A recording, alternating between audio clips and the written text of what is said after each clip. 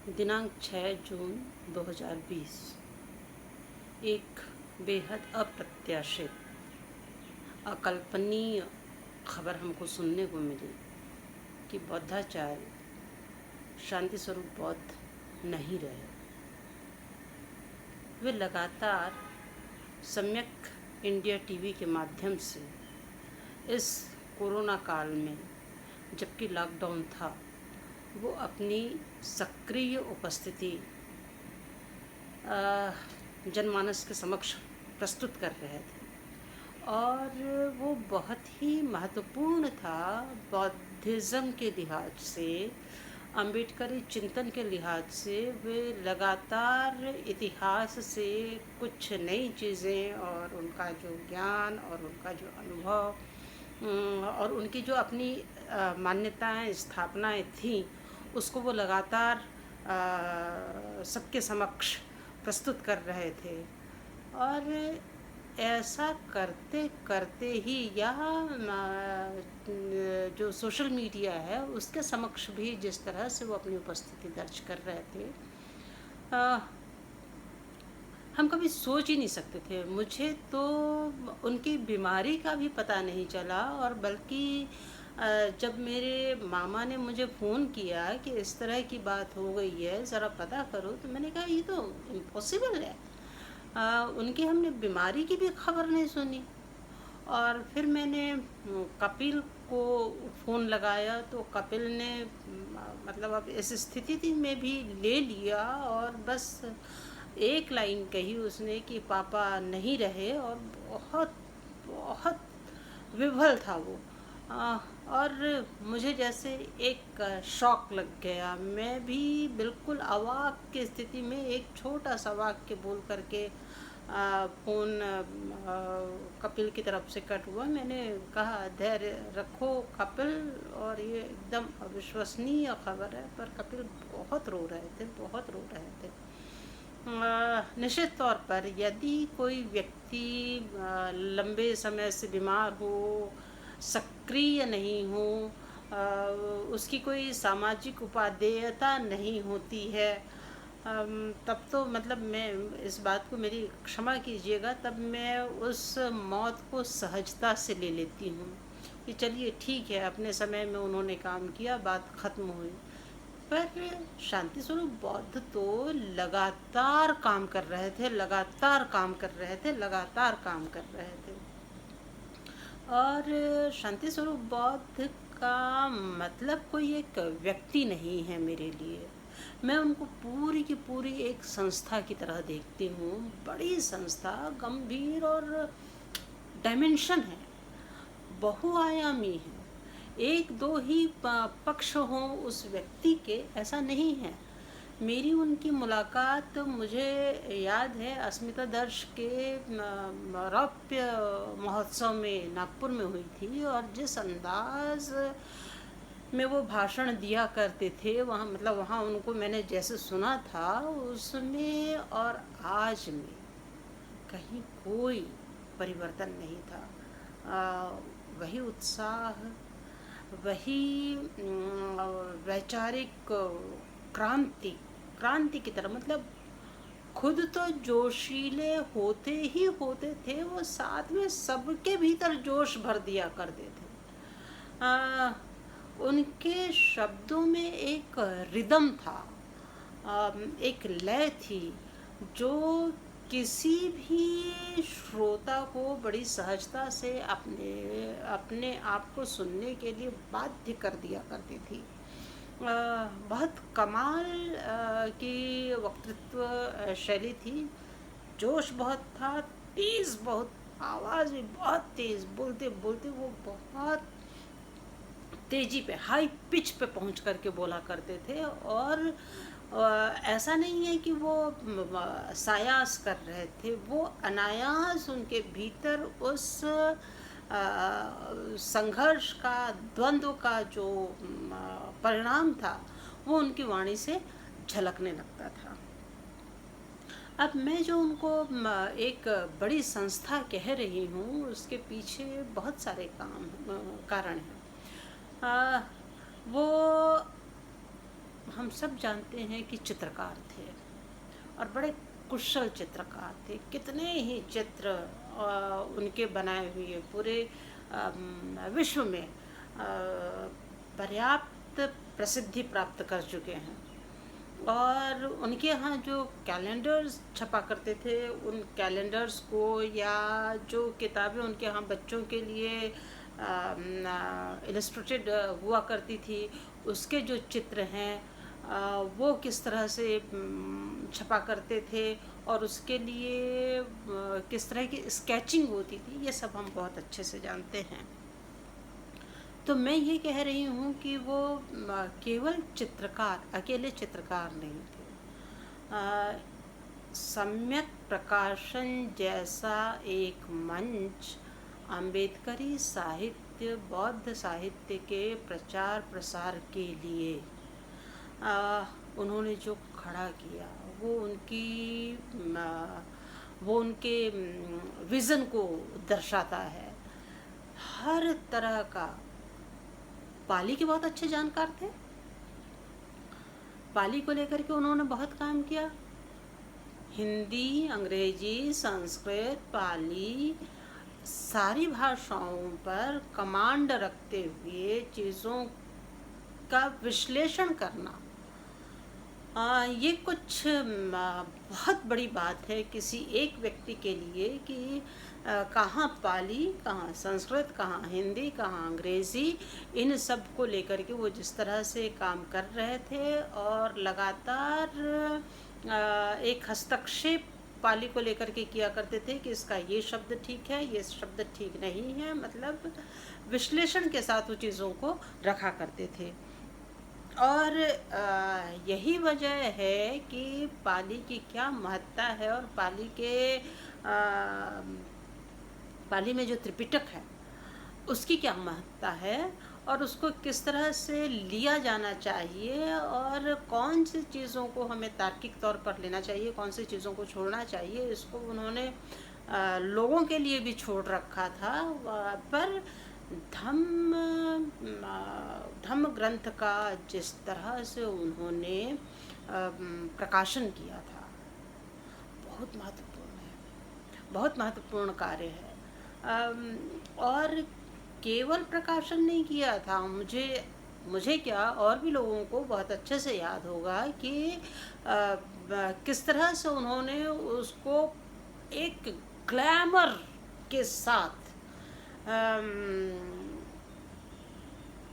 अकादमिक दुनिया में प्रस्तुत किया था, किस तरह से उसका विमोचन करवाया था। ये बहुत कमाल है, मतलब बाजे गाजे बज रहे थे। और उस वक्त मैं ये सोचा करती थी कि आखिर इन सब कामों में इतना पैसा खर्च करने की ज़रूरत क्या है, पर उन्होंने उसको जिस तरह से पर्याप्त प्रचार प्रसार दिया था, उससे उनके उस विज़न का पता चलता है कि जो धम्म ग्रंथ है, जो त्रिपिटक है, जो मध्यम निकाय, सुत्त निकाय, विनय पिटक, दिग्घ निकाय, ये सारी की सारी चीज़ें हमारे समाज के लिए कितनी ज़रूरी हैं वो ये जानते थे। और उसका सभी के लिए सभी को उसके बारे में जानना कितना ज़रूरी है। अम्बेडकरी चिंतन के वो जानकार थे और इसलिए उनके यहाँ सम्यक प्रकाशन में जो प्रकाशन की अम्बेडकरी और बौद्धिज़्म के ही संबंध में जो वैरायटी हो सकती है, जो विविधता हो सकती है, वो सारा का सारा उनके यहाँ दिखाई देता है। लगभग 70 किताबें उन्होंने लिखी और सारी की सारी बहुत गंभीरता से, और केवल अपना लेखन ही नहीं, एक नए लेखक को किस तरह से प्रमोट किया जाना चाहिए, ही नोज बेटर। बहुत अच्छे से वो जानते थे कि क्यों नए लेखकों की लगातार ज़रूरत बनी हुई है। और वो केवल भारत के नहीं बल्कि विश्व के लेखकों के बीच की एक कड़ी थे। वो सबको जोड़ करके रखते थे और अ, हर एक व्यक्ति की क्षमता को वो पहचानते थे कि किस किताब पर किससे काम करवाया जाए। अ, एक किताब बहुत मोटी सी थी, रेप एंड रोप, बी आर सापला। उसकी उसकी प्रस्तावना लिखने के लिए उन्होंने मुझसे कहा था और पर्याप्त इंतज़ार भी किया था। उन्होंने कह दिया था कि ये किताब है और इस किताब की प्रस्तावना आप ही को लिखनी है और हम इंतज़ार कर रहे हैं। अ, एक अलग नज़रिए से मतलब कि बलात्कार और फांसी को किस तरह से बी आर सापला ने देखा था, वो उसमें दिया हुआ था। और महत्वपूर्ण बात कि वो जितनी भी किताबें सम्यक प्रकाशन से प्रकाशित हुई हैं, वो सारी किताबें पढ़ा करते थे। जब भी उनके ऑफिस में जाइए तो उनके टेबल पर काम चल ही रहा होता था। वो सारे के सारे जो टाइपिस्ट हैं या वर्कर्स हैं, वो सामने काम कर रहे होते थे और वो उनके साथ टेबल पर काम कर रहे होते थे। वो अपना अपने लेखन में जुटे हुए होते थे। हर एक जितनी भी किताबें उनके यहाँ से प्रकाशित हुई और जो मेरी नज़रों से गुजरी हैं, उन सभी किताबों में किताब का परिचय मैंने उनके माध्यम से देखा है। शांति स्वरूप बौद्ध ये सारी किताबें पढ़ते थे और उस पर गंभीरता से अपनी टिप्पणी दिया करते थे। फिर ये तो लेखकों के संदर्भ में बात हुई। उनको ये भी लगता था कि हर एक व्यक्ति केवल और केवल एकेडमिक तौर पर नहीं जुड़ सकता, तो इसका एक दूसरा पक्ष भी होना चाहिए। उन्होंने एक सांस्कृतिक मंच खड़ा किया। युवा वर्ग को लेकर के उन्होंने जिस तरह से सांस्कृतिक संध्याएं करवाई हैं, भीम गीत प्रतियोगिताएं करवाई हैं। भीम गीत का मतलब मुझे तो याद है, चाहे वो कटोरा स्टेडियम हो या नोएडा का दलित प्रेरणा स्थल हो, सभी जगह उन्होंने और एक कोई जगह है ये बौद्ध पार्क, वहाँ पर भी जिस तरह से वो कार्यक्रम करवाया करती थी और पूरे दिन अपनी सक्रिय उपस्थिति रखते थे। कार्यक्रम करवाना, पुरस्कृत करना, प्रोत्साहन देना, ये सारा उनके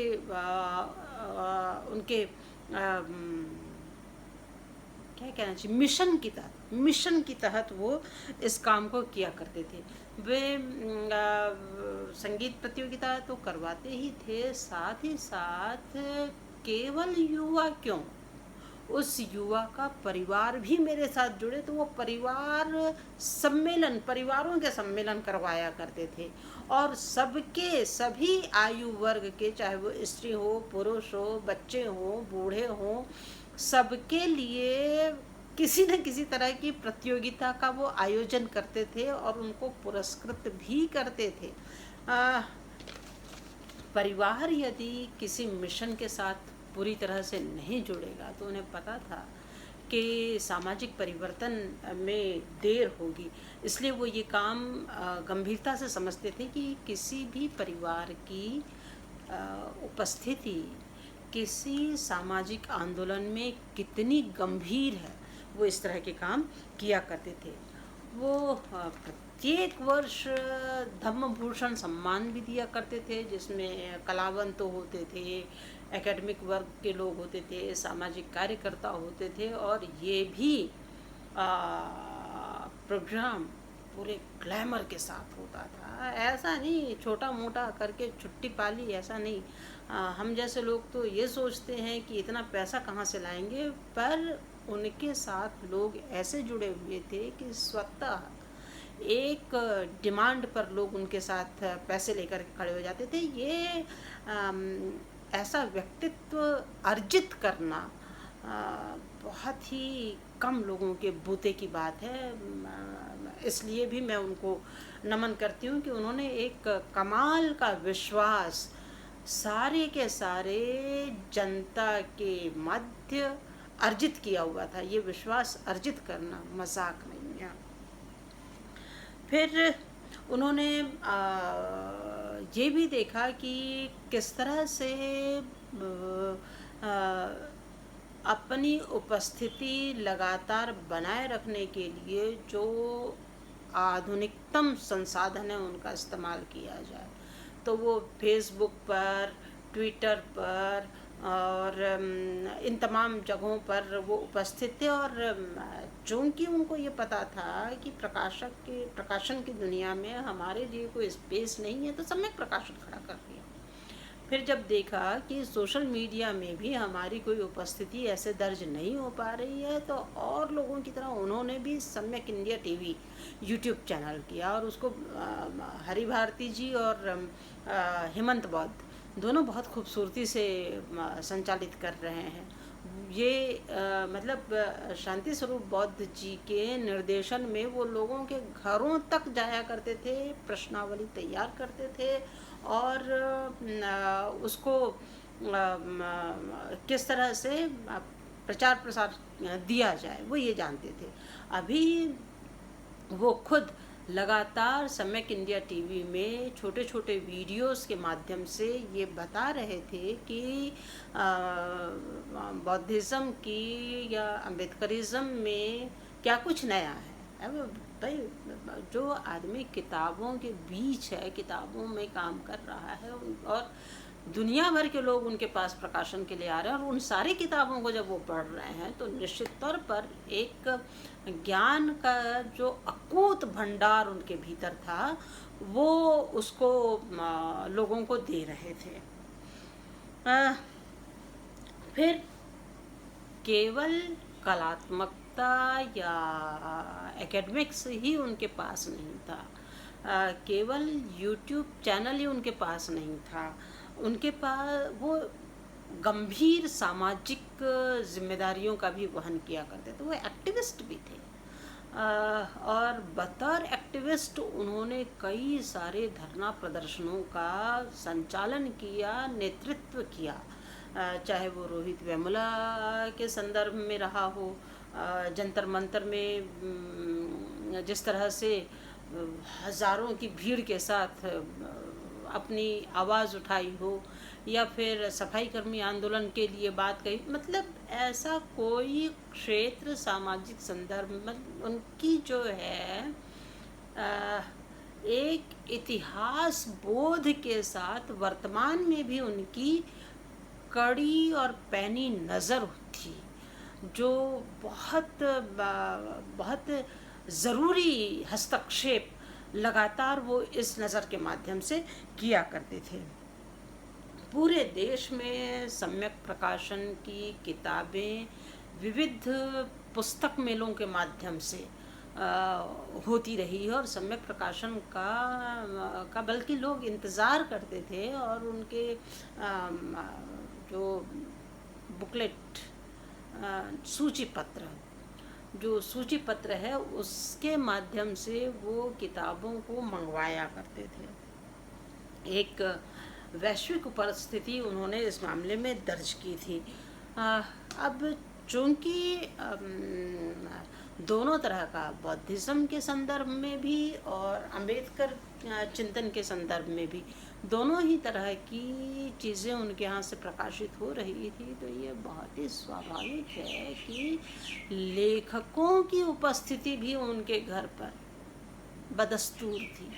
और जब कभी भी मैं स्वयं उनके घर गई तो मेहमान नवाज भी बड़े कमाल के थे। मतलब कभी भी बगैर चाय पानी या खाने के हम वापस नहीं होते थे। और मुझे लगता है कि ये मेरे अकेले का अनुभव नहीं है, कई सारे लोग होंगे जो इसको अनुभूत करते हैं। दूर दराज से आए हुए लोगों का खाना वाना सारी चिंता करना, और जब कभी भी किताबों की तरफ जाइए तो वो फ्री हैंड दे देते थे, आप आराम से बैठिए, जो किताबें देखनी है, जैसा भी देखना है सब करिए। इतनी छूट दिया करते थे वो अपने ग्राहकों को, लेखकों को। तो जो बहुत वरिष्ठ लेखक हैं उनसे लेकर के कनिष्ठ लेखकों तक सारे के सारे लोगों की उपस्थिति उनके यहाँ थी। बहुत सहज सरल उदार व्यक्तित्व के स्वामी थे और इसलिए सारे लोगों के दिलों में उन्होंने अपनी जगह बना रखी थी। एक जुनून था उनके भीतर काम करने का और लगातार योजनाएं बनती रहती थी कि मुझे अब ये करना है और ये करना है और ये करना है और किस किताब को किस तरह से लेकर के आना है या किन चित्रों को या कैलेंडर्स को या चित्र आधारित किताबें या बच्चों के लिए किस तरह की किताबें होनी चाहिए। एक विस्तार, एक कंप्लीट विस्तार और अम्बेडकरी चिंतन को बहुत अच्छे से वो समझते थे। और ये हम सबको पता है कि जब डॉक्टर अम्बेडकर ने धम्म दीक्षा ली थी उस वक्त अपने लोगों से अपील की थी कि आप सफ़ेद कपड़े पहन करके आइएगा। और ये हम सब जानते हैं कि 14 अक्टूबर 1956 को नागपुर में सफ़ेद कपड़े की एक चिंदी भी बाजार से समाप्त हो गई थी। सफ़ेद कपड़ों का, सफ़ेद रंग की क्या वैल्यू है ये शांति स्वरूप बौद्ध समझते थे। और उस जो पवित्रता की तरह से उसको देखिए या उसको एक निर्मल व्यक्तित्व की तरह को देखिए, शांति के प्रतीक की तरह देखिए, सूदिंग के लिहाज से देखिए। तो ये सारी की सारी चीज़ें शांति स्वरूप बौद्ध के यहाँ वो उस रंग के मनोविज्ञान को समझते थे। फिर इसलिए उन्हें विहार की वैल्यू भी पता थी कि बौद्ध विहार क्या कर सकता है। समता बुद्ध विहार पश्चिम विहार में जो उनके द्वारा स्थापित है उसमें वो बच्चों के लिए छात्रावास की व्यवस्था, पढ़ने लिखने की व्यवस्था, आए दिन कोई ना कोई प्रोग्राम करना, हर रविवार को कोई एक कार्यक्रम का आयोजन करना। जब मैं दिल्ली में तलाश कर रही थी कि बुद्ध विहार हैं या नहीं हैं, तो मयूर विहार में रहते हुए मैं एक वहीं पड़ोस में बुद्ध विहार था वहाँ पहुँची। तो मुझे फिर पता चला कि दिल्ली में लगभग 400 बुद्ध विहार हैं और ये अब कहाँ कहाँ हैं मुझे अभी तक किसी खबर नहीं है। पर ये सारी चीज़ें उस वक्त मैंने उनसे बात की थी बुद्ध साहब से, शांति स्वरूप बौद्ध जी से, और उन्होंने कहा था कि इन विहारों में को आपस में संपर्क रखने की बहुत ज़रूरत है और सारे विहारों को गंभीर काम करने की ज़रूरत है। तो मैं ऐसा समझती हूँ कि जिसके व्यक्तित्व में इतनी विविधता हो, डाइवर्सिटी थी बहुत, और इतनी विविधता के साथ कोई समाज का नेतृत्व कर रहा है, तो इतनी विविधता हम ईमानदारी से अपने अपने भीतर ढूंढना चाहें तो हमें नहीं मिलेगी। एक बहुत बड़े वैक्यूम को जन्म दे दिया है उनकी अनुपस्थिति ने। मैं उनको बारंबार नमन करती हूँ और परिवार के लिए ये आशा करती हूँ कि वो इस बड़ी संस्था को उसी तरह से संचालित करते रहें जैसे कि उनके सपने थे, जैसा वो सोचा करते थे। और इसमें हम सब लोग जो भी सहयोग कर सकते हैं यथासंभव, यथानुरूप, यथावसर, हम ज़रूर वो सहयोग करने के लिए तैयार हैं। और मैं शांति स्वरूप बौद्ध जी को अपने को नमन करती हूँ। और जय भीम, नमो बुद्धाय।